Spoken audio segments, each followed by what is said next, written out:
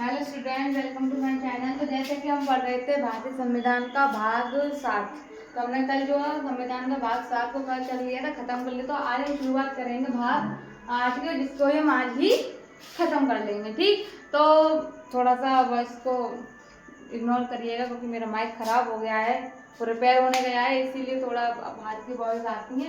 पर हम अपनी क्लासेस को स्टार्ट करते हैं। ठीक, आज हम देखेंगे कि भाग 8 में क्या दिया गया है, कितने आर्टिकल्स दिए हैं, किससे संबंधित दिए गए हैं और किन आर्टिकल्स में किस बारे में चर्चा की गई है।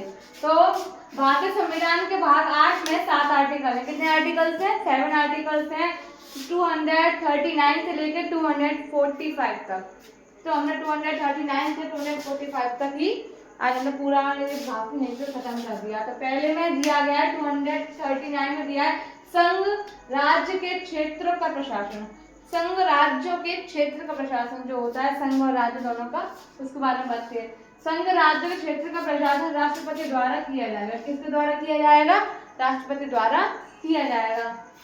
तो संघ के जो राज्य होते हैं, संघ में जो राज्य प्रेजेंट होते हैं, उनके तो उनका जो सारा प्रशासन जो किसके द्वारा चलाया जाएगा? राष्ट्रपति द्वारा चलाया जाएगा। अब बात आता है संघ राज्य क्षेत्रों के लिए विनिमय की चर्चा की गई है। इसमें राष्ट्रपति संघ राज्य क्षेत्रों के लिए विनिमय बना सकते हैं। कौन बना सकते हैं?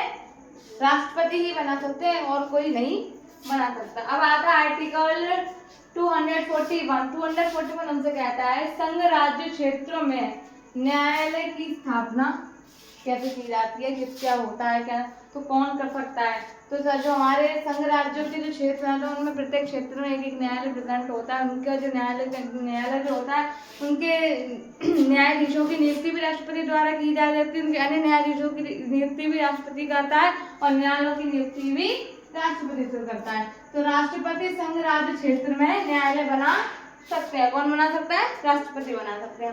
अब आता है आर्टिकल 242 हमसे कहता है कि दिल्ली के लिए विशेष प्रावधान दिए गए हैं। ऑब्वियसली हमारे इंडिया का इतना फेमस कैपिटल जो कहते हैं वो है।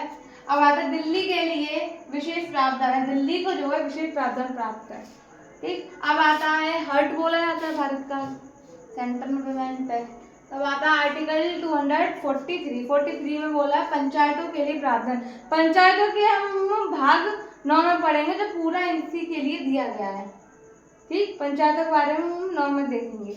अब आता है आर्टिकल 244 हमसे बोलता है अनुसूचित क्षेत्र और जनजातियों के बारे में। इसमें क्या विशेष प्रावधान दिए गए हैं। जो असम, मेघालय, त्रिपुरा, मिजोरम, उसकी जो जनजातियां हैं वहाँ पर नहीं उनके लिए कुछ अलग विशेष नियम दिए गए हैं, विशेष स्वतंत्रताएं दी गई हैं, कुछ अलग प्रावधान दिए गए हैं जो सरकार द्वारा वहाँ दिए गए हैं।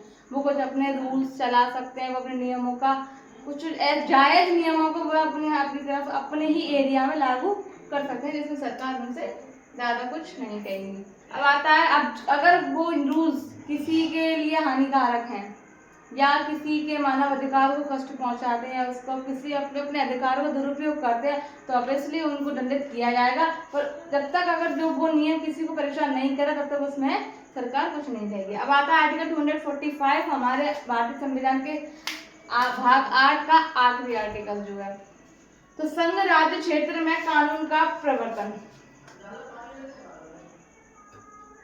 ठीक है, प्रवर्तन संघ राज्य क्षेत्र में कानून का प्रवर्तन राष्ट्रपति द्वारा किया जाएगा। इसमें जो संघ राज्य में जो भी भूमिका निभाई गई है, सबसे ज्यादा मेन भूमिका जो है राष्ट्रपति की दिखाई गई है। तो इसमें जो है राष्ट्रपति ही मेन है, राष्ट्रपति सारे कार्य कर रहा है, वही सारे प्रावधान कर रहा है, उसी के हिसाब से सारे नियम चलाए जा रहे हैं। आगे की वीडियो होगी हमारा भाग 9 की, इस वीडियो को स्किप ना करिएगा, ज़रूर देखिएगा। और हम आगे स्टार्ट करने वाले अपनी हिस्ट्री के और साइंस के चैप्टर्स, तो बनाए रहिएगा। अप्रैल में हम जो न्यू सेशन स्टार्ट करेंगे, उसमें उस हिसाब से हम धीरे धीरे करके सभी चीज़ों को क्लियर करने की कोशिश करेंगे।